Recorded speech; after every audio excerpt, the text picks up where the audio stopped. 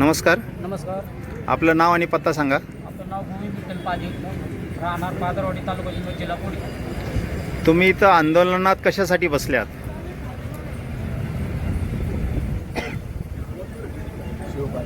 शिवपालन याच्याकरता आंदोलनाला बसलेला आहोत. तुमचा काय प्रश्न आहे? प्रश्न माझा आज 3 दिवस झाले.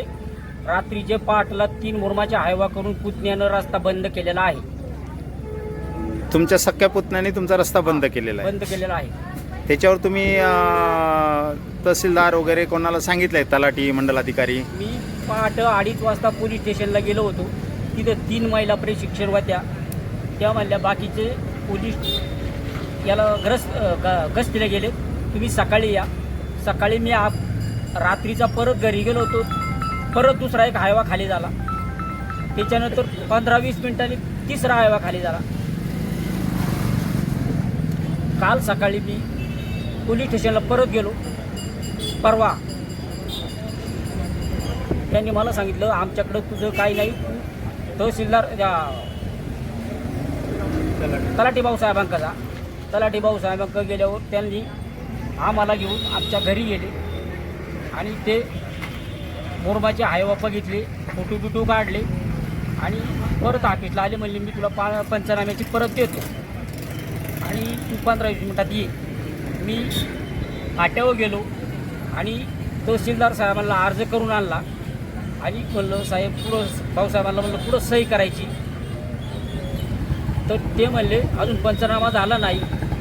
त्यांना समोरच्या व्यक्तीचा फोन आला का माझ्यावर कारवाई करू नको, पंचनामा आज काय करू नको, उद्याला तुम्ही तुमच्या गावी जाऊन संसदेला परवाच्या दिवशी पंचनामा करू.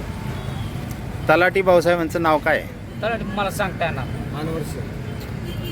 मग आता तुम्ही इथं आंदोलनात बसलेत. हां, तुमच्या त्या तलाट्यांना वगैरे तहसीलदारांना तुम्ही सांगितलंय का, निवेदन दिलंय का आंदोलनाला तुम्ही बसले आहात? तहसीलदार साहेबांना परवाच्या दिवशी हे दिलंय निवेदन.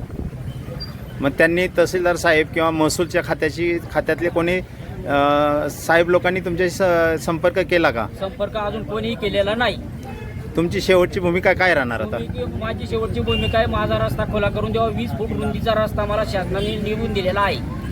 तो रस्ता किती वर्षापासूनचा होता तुमचा? तो रस्ता आमचे वडील वाटे तेव्हापासून होता. रस्ता साधा होता की कच्चा होता? तो कच्चा रस्ता होता, पण 357 गट नंबरमध्ये मुख्य रस्त्यापासून तर आमच्या क्षेत्रापर्यंत जाण्याकरता आम्हाला हा रस्ता वडिलांनी दिलेला आहे वाटपात. तुमचे पुतणे आणि तुमचं बोलणं होत नाही का? होत नाही. 1 महिन्यापूर्वी पुतण्याने मला लोखंडाचा गज घेऊन मारायला धावला. मला तुझा हातपाय मोडून टाकील. त्याच्यावर मी दुसऱ्या दिवशी प्रशिक्षणाला गेलो. ते म्हणले आमच्याकडे काय नाही, तू तहसीलदार साहेबांना अर्ज कर. तुम्ही केला का अर्ज? मग तहसीलदार साहेब अर्ज दिलाय. अर्जाचं उत्तर वगैरे काय तुम्हाला भेटलं का? अर्जाचं उत्तर काही भेटलेलं नाही. तुमची आता शेवटची भूमिका काय राहणार? शेवटची भूमिका माझी आहे, माझा रस्ता खुला करून द्यावा. आणि आज सकाळी 4 वाजता परत दुसरा हायवा खाली झाला. पूर्ण मला घराकडे जाता येत नाही. गाडी ही दुसरीकडे उभी करावा लागत. असे किती हायवे आतापर्यंत खाली झाले? आतापर्यंत 4 हायवे खाली झाले. तो मुरुम त्यांनी कशासाठी आणला काय माहिती? त्याच्या घराचं बांधकाम चालू आहे, पण त्याला घराचा खिवटून वारल्याहून 20 गुंठ जागा पडीक आहे. तो म्हणतो मला